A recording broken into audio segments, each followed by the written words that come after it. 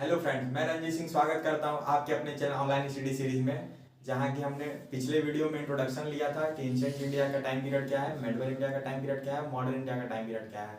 तो ancient India की हम पहली टॉपिक आज से स्टार्ट करेंगे, जिसका नाम है Indus Valley Civilization. Indus Valley Civilization, इसकी टाइम पीरियड 2350 बीसी से 1750 बीसी तक है।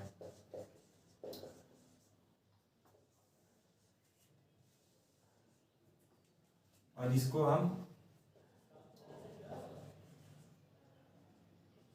हड़प्पा सिविलाइजेशन भी कहते हैं। इंडस वैली सिविलाइजेशन को हड़प्पा सिविलाइजेशन इसलिए कहते हैं क्योंकि 1921 में एक्सकवेशन के दौरान जो पहली साइट मिली थी वो हड़प्पा शहरी थी। और 1920 में एएसआई का फॉर्मेशन हुआ था। ASI stand for archaeological survey of India. उसके फॉर्मेशन के बाद एक्सकवेशन स्टार्ट हुआ और जो सबसे पहली साइट मिली थी वो थी हड़प्पा। इसीलिए इंडस वैली सिविलाइजेशन को हड़प्पा सिविलाइजेशन भी कहते हैं। और Indus Valley Civilization belongs to Bronze Age. This civilization belongs to Bronze Age, and this civilization covered modern day Punjab, Gujarat, Rajasthan, Western Meerut, Sindh and Punjab of Pakistan. This Punjab is of India and this Sindh and Punjab belongs to Pakistan. हमने ये देखा कि इसे Harappa civilisation इसलिए कहते थे क्योंकि पहली साइट जो डिस्कवर हुई थी वो हड़प्पा थी, जो ब्रॉन्ज एज से डिस्कवर होता है। और ये पंजाब, गुजरात, राजस्थान, वेस्टर्न मेरठ, सिंध, पंजाब जो पाकिस्तान का है, इसी हिस्से तक हमारी सिंधु घाटी की सभ्यता जो थी फैली हुई थी। तो जो इंडस वैली सिविलाइजेशन थी उसको हम 3 फेज में कैटेगराइज करते हैं। तो जो पहला फेज है उसको हम कहते हैं अर्ली फेज। फिर कहते हैं हम जो अगला फेज है उसको कहते हैं मैच्योर फेज। और तीसरे को हम कहते हैं लेटर फेज। सबसे इंपॉर्टेंट फेज है वो है आपका मैच्योर फेज। मैच्योर फेज में ही जो इंडस वैली सिविलाइजेशन थी वो फ्लरिश हुई थी और लेटर फेज में डिक्लाइन हो गई थी। और ये वो फेज है कि जब इंडस वैली सिविलाइजेशन फ्लरिश हुई उसके पहले का जो टाइम पीरियड है वो अर्ली फेज है। इसका हम टाइम पीरियड देख लेते हैं। ये 3300 से लेके 2600 बीसी तक था। और इसका जो मैच्योर फेज है 2600 से लेके 1900 बीसी तक था। और जो लेटर फेज था वो था 1900 से लेके 1300 बीसी तक।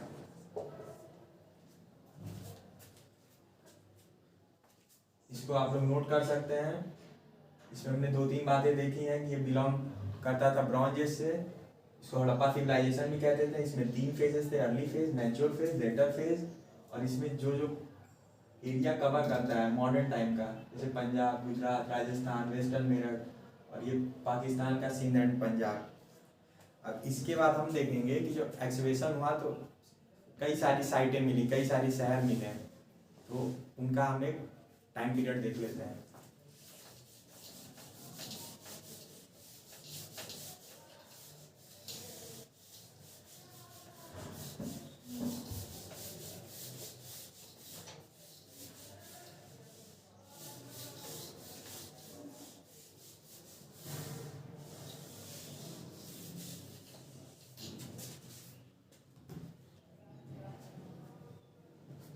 सबसे पहले हम हड़प्पा का देखेंगे। इसके एक्सकवेशन का ईयर था 1921 और ये हम मिला था on the bank of river Ravi. और इसको खोजने वाले थे आर.डी. बनर्जी।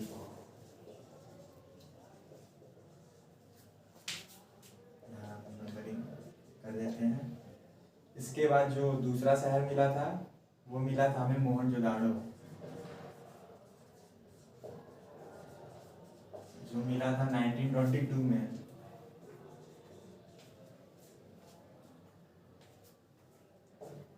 मोहनजोदाड़ो को हम माउंट ऑफ डेथ भी कहते हैं।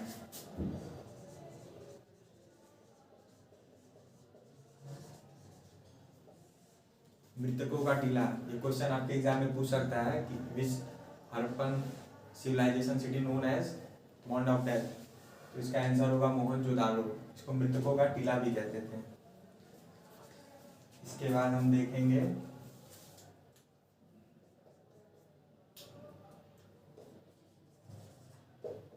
कालीबंगन, 1953 में मिला था।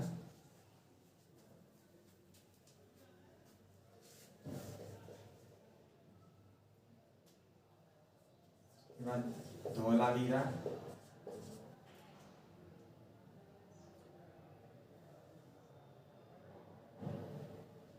नाइनटीन 1991 से 1992 तक।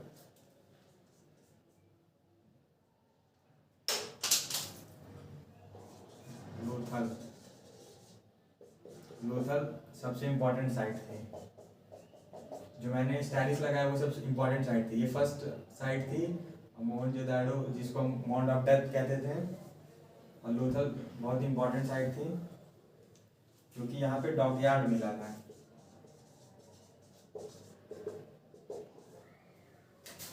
डॉकयार्ड का मतलब बंदरगाह। लोथल डॉक में डॉकयार्ड मिला था, जो कि गल्फ ऑफ कैम्बे मतलब खंबात की खाड़ी आपके कच्छ रीजन में पड़ता है। इसका मतलब जो इंडस वैली सिविलाइजेशन के लोग थे वो ट्रेड एंड कॉमर्स भी पोर्ट के थ्रू करते थे।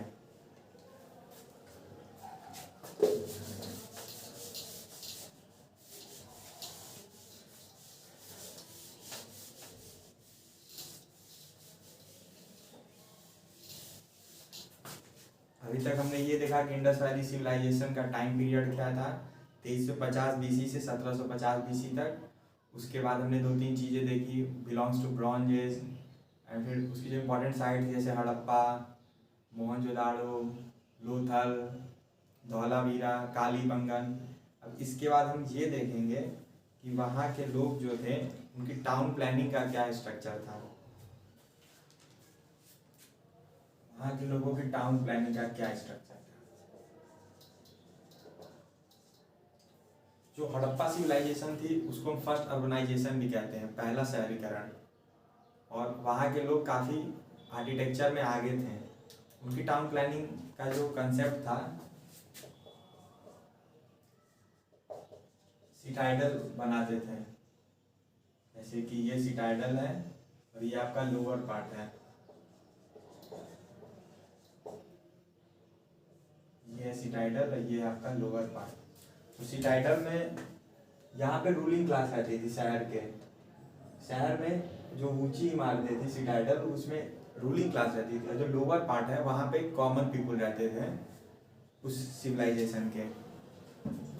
और इनकी जो अच्छी खासियत थी वो था ग्रिड सिस्टम।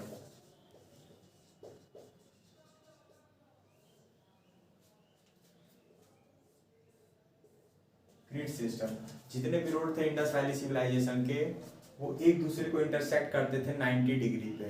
इससे ये पता चलता है कि उन्हें आर्किटेक्चर का काफ़ी अच्छा ज्ञान था। सारे रोड इंटरसेक्ट करते थे 90 डिग्री पे।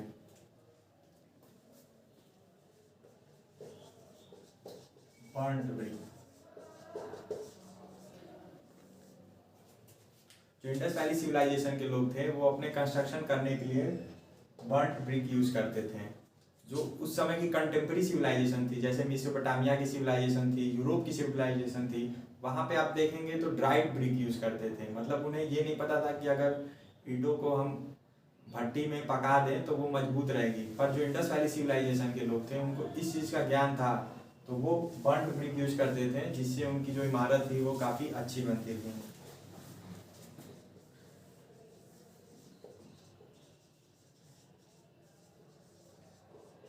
ड्रेनेज सिस्टम इनका प्रॉपर था। इंडस वैली सिविलाइजेशन के लोग थे, इन्होंने अपने हेल्थ और सैनिटेशन पे भी काफ़ी ध्यान दिया था। जो पूरी सिविलाइजेशन थी वहाँ प्रॉपर ड्रेनेज सिस्टम था, और इन्होंने ढकनेदार नालियों से ढका हुआ था, तो कहीं पूरी स्ट्रीट बनी हुई थी। इनके पास ड्रेनेज सिस्टम था बहुत ही अच्छा। और ये ग्रेट बाथ भी यूज़ करते थे। जो मोहनजोदाड़ो शहर है वहाँ पे ग्रेट बाथ भी मिला है, जहाँ पे ये लोग अपने रिचुअल्स प्रैक्टिस करते थे।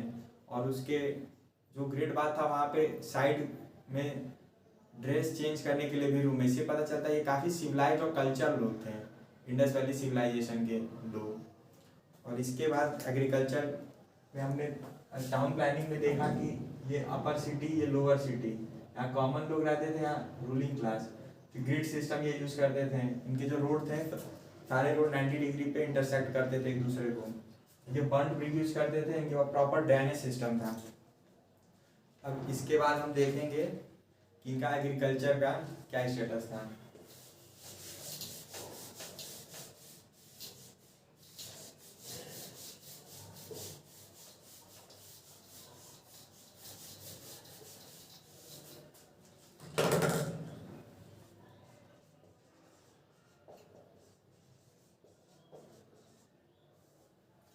एग्रीकल्चर काफ़ी इंपॉर्टेंट होता है, चाहे इंडस वैली सिविलाइजेशन की बात करें चाहे आज के टाइम की बात करें, क्योंकि जब एग्रीकल्चर होता है, जब एग्रीकल्चर सरप्लस होता है, जब एक्स्ट्रा एग्रीकल्चर प्रोड्यूस होता है, तभी हम उसको मतलब सेल करके कुछ एक्स्ट्रा रेवेन्यू जनरेट कर सकते हैं। तो इंडस वैली सिविलाइजेशन के जो फार्मर थे उन्होंने भी ऐसा ही किया, उन्होंने कैनल्स बनाए, वेल से पानी निकाला और उसके बाद उन्होंने अच्छी एग्रीकल्चर की, जिससे जो सरप्लस हुआ तो उन्होंने अपना तो उनको पेट भरना ही था, फिर जो टाउन में मर्चेंट और क्राफ्ट्समैन रहते थे उनके लिए भी वो एक्स्ट्रा प्रोडक्टिविटी करते थे, ताकि उस एक्स्ट्रा सरप्लस के बदले ये अपना सामान ले सकें। तो एग्रीकल्चर में जो इंडस वैली सिविलाइजेशन के लोग थे, कॉटन उगाने वाले, कॉटन की खेती करने वाले पहले लोग थे। इंडस वैली सिविलाइजेशन के लोग हैं, वहाँ से एविडेंस मिलते हैं कि ये कॉटन की खेती जानते थे, और जो ये सबसे पहले लोग थे जिन्होंने कॉटन की खेती की थी।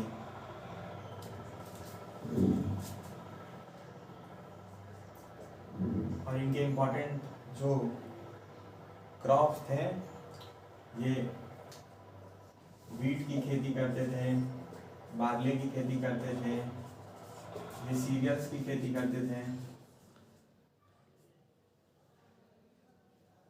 ये मस्टर्ड की खेती करते थे। ये इंपॉर्टेंट क्रॉप हैं जो इंडस वैली सिविलाइजेशन के लोग एग्रीकल्चर में उगाते थे।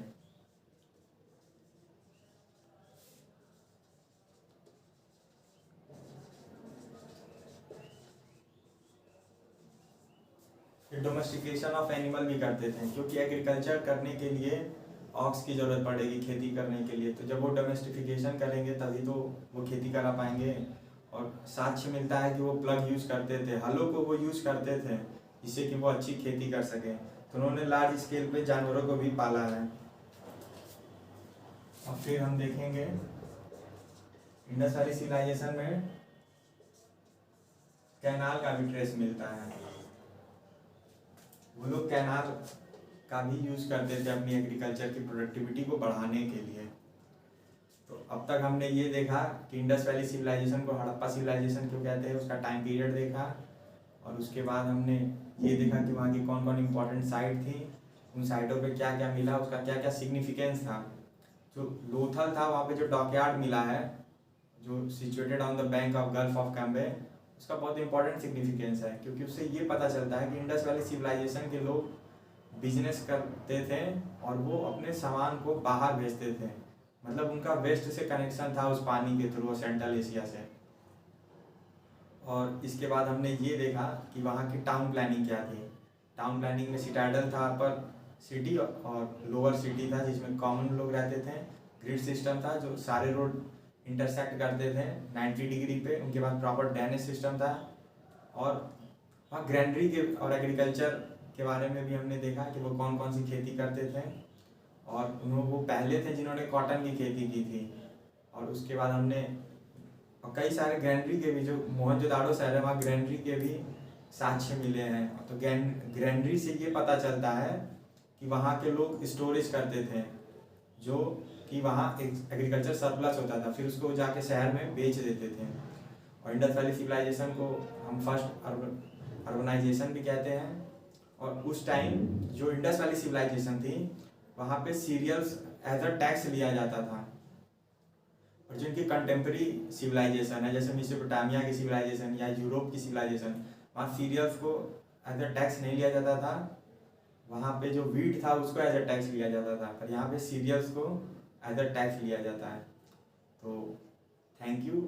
अगर आपको अच्छी लगी वीडियो तो इसको लाइक शेयर कर दीजिए, और इंडस वैली सिविलाइजेशन का जो हाफ पोर्शन बचा है वो हम अपने अगले वीडियो में डिस्कस करेंगे।